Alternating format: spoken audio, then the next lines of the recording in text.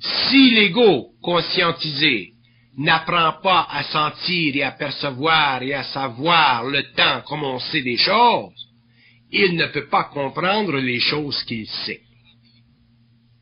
Et s'il ne peut pas comprendre les choses qu'il sait, il est évident qu'il vivra les choses qu'il a l'impression de comprendre en fonction d'un mental qui s'agite, en fonction d'un mental qui s'épuise, en fonction d'un mental qui perd de l'énergie, donc en fonction d'une chronologie d'événements qui ne se manifestent pas et qui crée sur le plan de l'émotion énormément de tension, et qui peut même créer du découragement, et qui peut même créer l'impression que rien ne va se manifester, et ça c'est une illusion qui est conséquentielle au fait que l'homme ne vit pas une intelligence et une volonté parfaitement ajustées à la conscience du temps.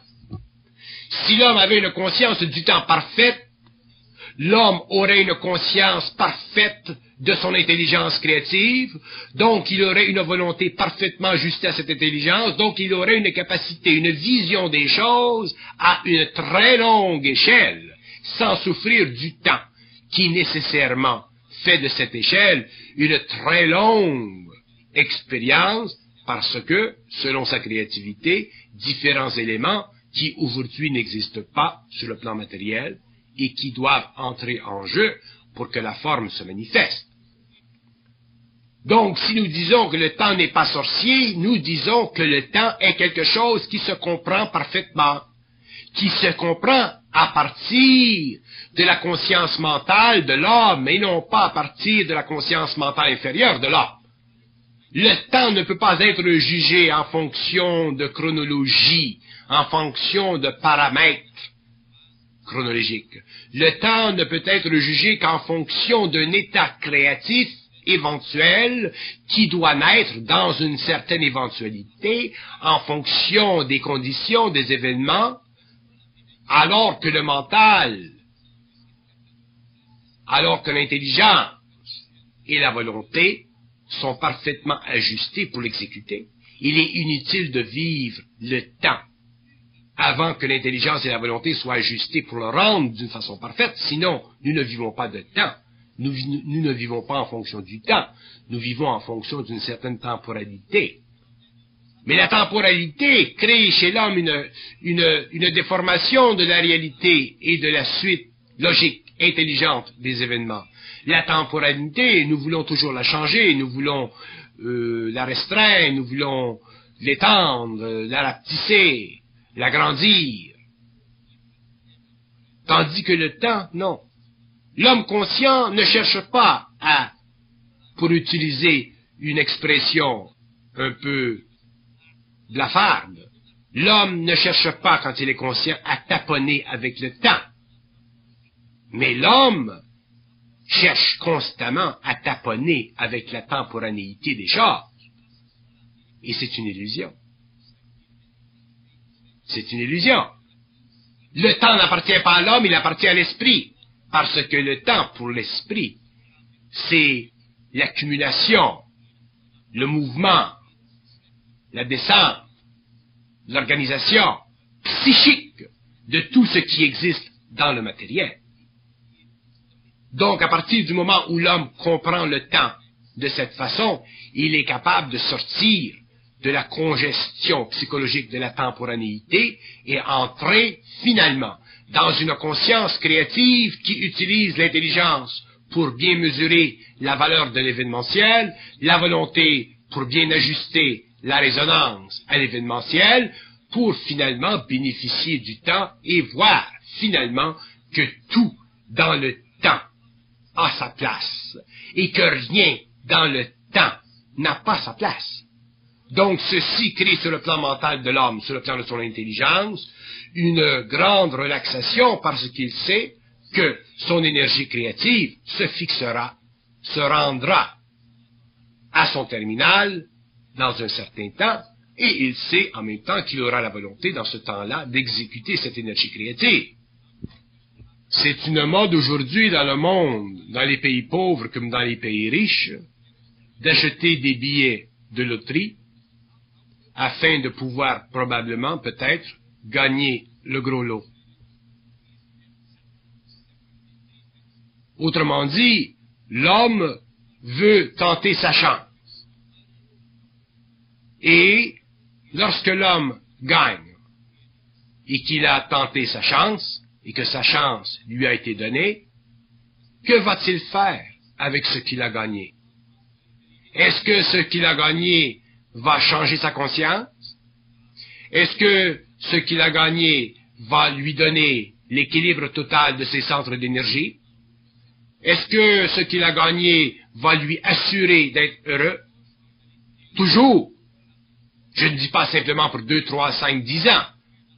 Autrement dit, est-ce que ce qu'il a gagné va lui assurer l'équilibre entre son énergie créative et ses plans inférieurs? Non. Mais prenez un homme conscient, qui connaît les lois de la vie, qui connaît les lois de l'énergie, et qui, un jour, gagne la loto. Cet loto, cet argent qu'il aura gagné, il fera avec cet argent des choses qu'il n'aurait pas fait s'il avait gagné cet argent alors qu'il était inconscient. Pourquoi? Parce que il aura compris le temps, il aura développé, perfectionné son intelligence, il aura fait descendre sa volonté, donc il aura créé une triade, donc il aura été capable, à ce moment-là, d'utiliser cette énergie, cette matière, cet argent, pour faire des choses qui coïncident parfaitement avec l'évolution de sa conscience. Donc cet argent, au lieu de l'empêcher de vivre, lui permettra de vivre, lui permettra de créer, de faire. Et jamais cet argent ne pourra lui enlever quoi que ce soit dans la vie. Tandis que si l'homme vit, fait l'expérience d'une loterie et gagne, et qu'il n'est pas dans sa conscience, il vivra cette loterie d'une façon expérimentale. Autrement dit, cette loterie fera partie de son expérience. Peut-être qu'avec cette loterie, il détruira sa vie. Peut-être qu'avec cette loterie, il fera des conneries. Peut-être qu'avec cette loterie, il ne travaillera plus, donc il vieillira plus vite, ainsi de suite. Il y a toutes sortes de choses. C'est pourquoi le temps, la conscience du temps, n'est pas une chose occulte. La conscience du temps est une chose vibratoire. Le temps n'est pas occulte, il est vibratoire. Si vous voulez lui donner le terme occulte, c'est parce que vous ne le comprenez pas. Si l'homme comprenait le temps, il verrait que le temps est vibratoire, que le temps est l'expression dans la conscience de l'homme du mouvement de l'énergie en fonction de l'intelligence et de sa volonté et en fonction des événements qui servent à rendre cette intelligence et cette volonté concrètes. Donc si le temps n'est pas occulte, l'homme n'a pas à souffrir du temps. Si le temps est occulte, oui, l'homme en souffre.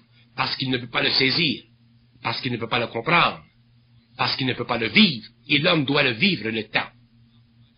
Il doit le vivre en raison de sa capacité de voir clair.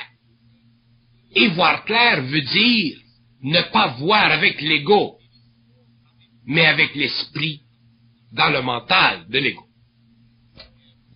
Nous haïssons le temps parce que le temps ne semble pas nous servir. Mais il ne semble pas nous servir parce que nous ne le comprenons pas. Sinon, si nous le comprenions, nous verrions que le temps nous sert toujours.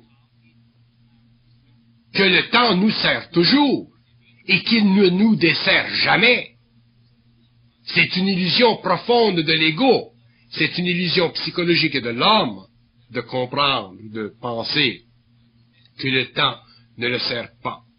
Ou que le temps, dans certaines circonstances, telles que la loto, le sert. C'est une illusion des deux côtés.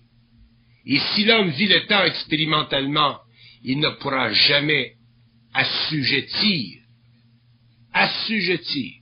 les conditions événementielles à la réalité créative de son mental et à l'actualisation instantanée de sa volonté. Il vivra toujours l'événementiel en fonction d'une interdépendance fixée dans un besoin émotif de faire avancer les choses alors que les choses doivent avancer par elles-mêmes. Mais pour que l'homme en arrive à accepter, non pas accepter dans le sens de soumission, mais à accepter, à voir qu'il en est ainsi, que les choses doivent avancer par elles-mêmes, il lui faut beaucoup de compréhension du temps. Plus l'homme a de compréhension du temps, plus il voit facilement, clairement, de façon lucide, que les choses se manifestent et avancent par elles-mêmes, que lui n'a rien à faire à les faire avancer. Sinon, il tombe sous l'illusion du libre arbitre. Et si l'homme tombe sous l'illusion du libre arbitre, il tombe sous l'illusion de la conscience expérimentale, donc il astralise son énergie, donc il ne vit pas une conscience supramentale, réelle, il vit une conscience aiguisée, nerveuse, même tendue, qui est le résultat de la compréhension de ses émotions vis-à-vis ses pensées. Donc le temps, c'est une constante lutte entre l'énergie pure et l'énergie colorée. Le temps, c'est une constante lutte entre la conscience cosmique de l'homme et la conscience planétaire de l'homme. Le temps, dans le fond, c'est de la réflexion. Le temps, c'est de la réflexion. À partir du moment où l'homme réfléchit, il s'installe en lui du temps.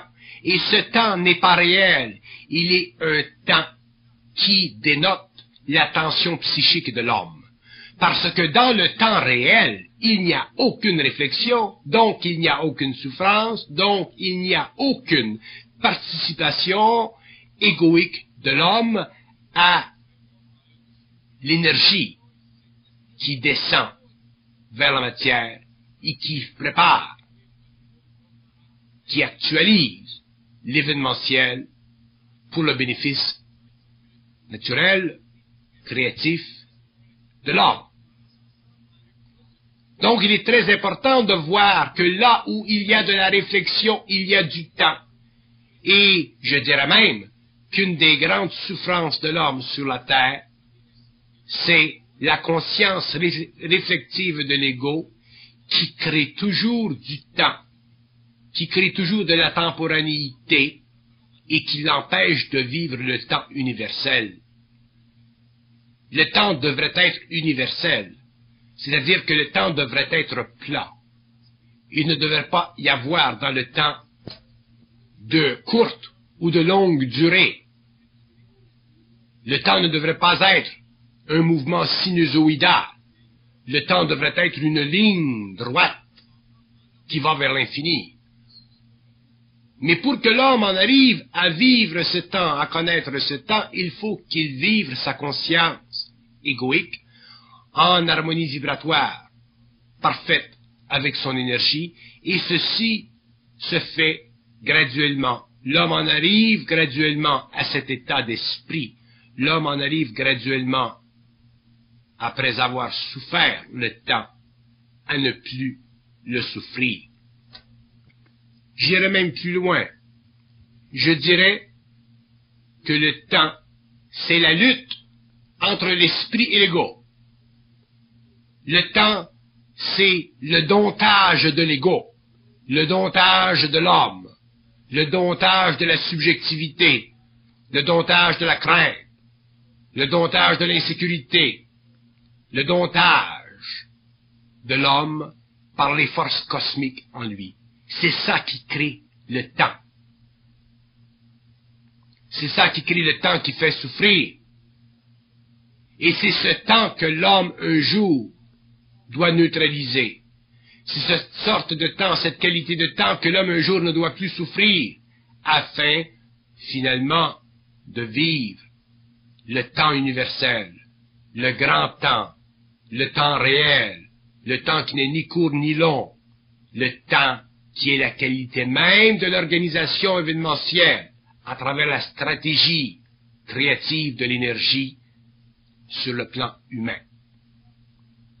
Si l'homme commence à vivre trop de temporanéité, qui est une qualité inférieure du temps, qui est une qualité planétaire du temps, il est évident que s'il regarde les grandes choses de l'évolution de la 6e race racine, contact entre l'homme et les intelligences venant de la galaxie, passage de l'homme à l'éther, immortalité, transmutation de la matière, élévation du taux d'énergie de l'homme pour sa propre réalisation universelle, il est évident que l'homme souffrira de temps.